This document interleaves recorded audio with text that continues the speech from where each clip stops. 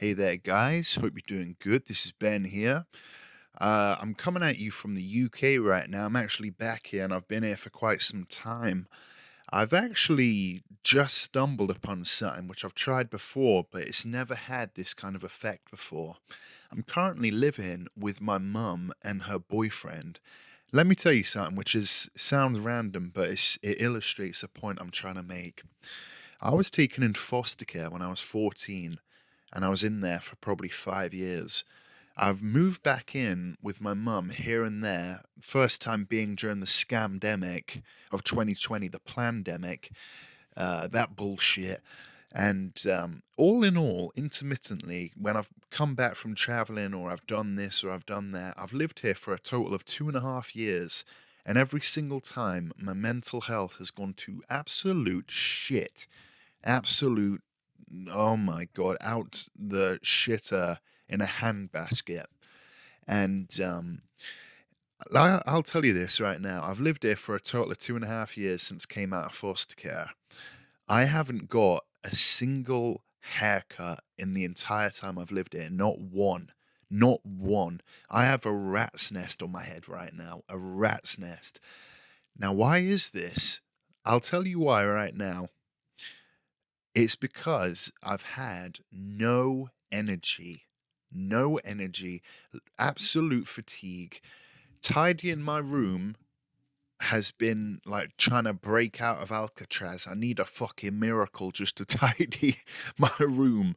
And literally, bruv, something remarkable has happened. Now, I won't go into the medical industry in the UK because it's so fucked. They won't give you if you need diazepam because you're having fucking panic attacks, they probably won't give it to you. But, an untested vaccine, which has caused God knows how many heart attacks, they'll shoot that shit into your ass cheeks or wherever it is they put it. Like, this country is fucked. We live in a nanny state, yeah. So I knew for all these problems I have, I've got anxiety. I managed to source my own diazepam. I actually brought some back from Vietnam, thank the Lord, because that shit is like gold dust for me. And I also recently just bought something called Modafinil, which fucking hell, this stuff is having an insane impact on me. I feel like the chains have been taken off, and finally I'm at the wheel. The person I always knew I was is at the wheel rather than this tired, unmotivated, anxious, depressed, low energy, fatigued version of myself that was tied up in chains and total inertia.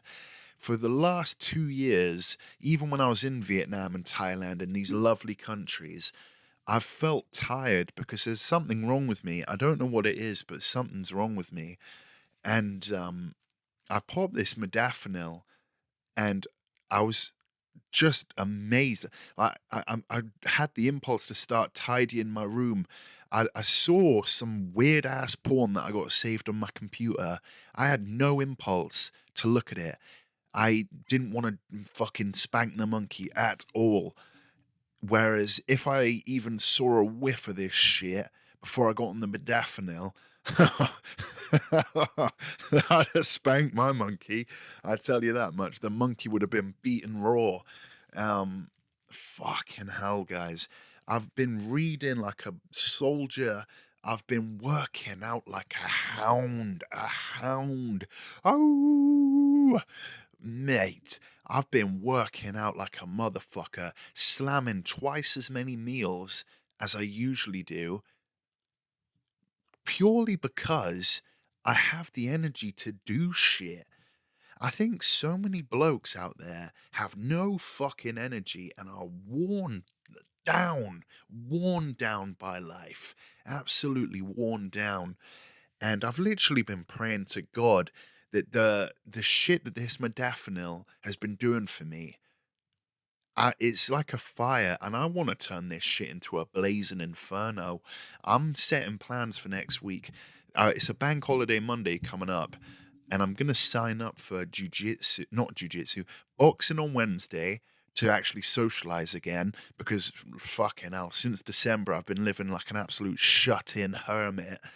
So I want to start rubbing shoulders with a few cunts, and then on Thursday I want to train jujitsu and then rub shoulders with some more soldiers and basically just get back into the swing of things. I got my forklift license booked. I feel like I'm alive and I can seize the fucking day again. I didn't go through a GP to get this modafinil because Lord knows I would find no justice in our GP in the UK, the corrupt cunts. We live in a nanny state. Who the fuck is another adult to tell you what you can put in your body? They're all about abortions. They love a good abortion, but that's where my body, my choice ends. Nobody gives a fuck about the other parts of your body that are your choice. Only getting the little life sucked out your fucking out your minge.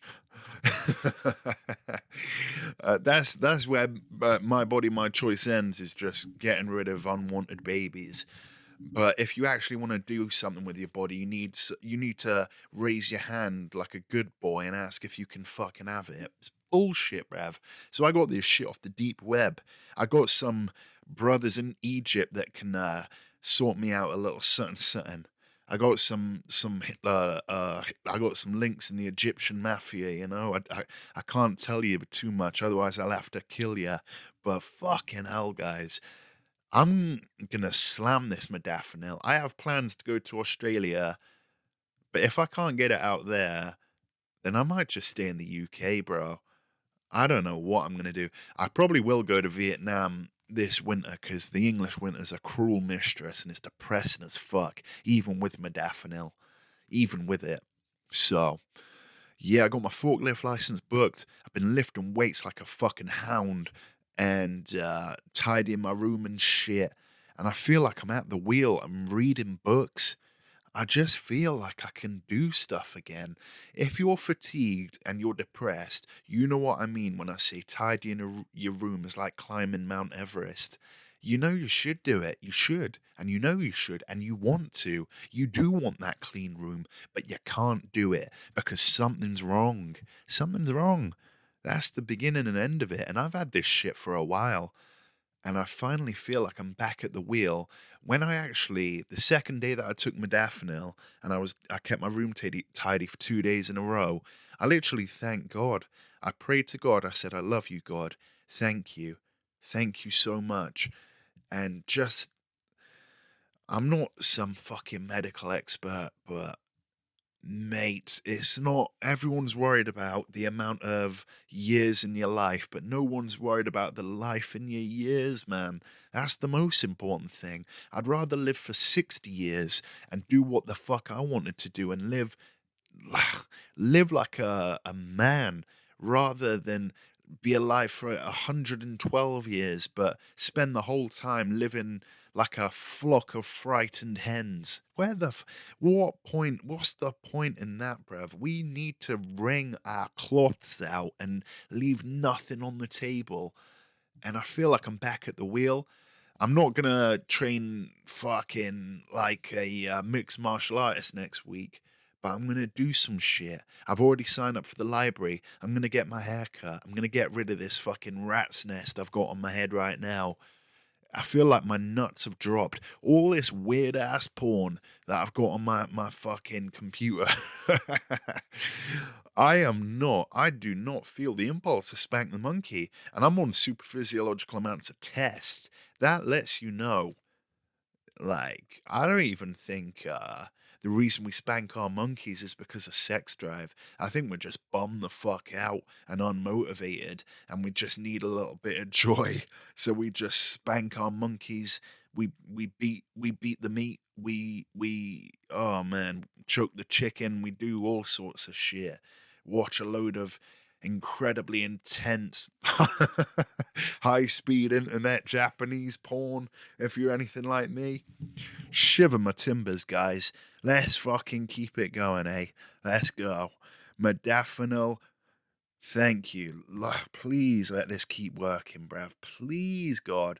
I've been taking modafinil and 10 milligrams of diazepam. Anxiety gone. energy come back.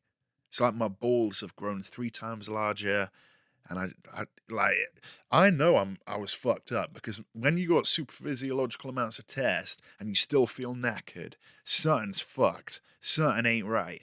So, shit, guys, let's go.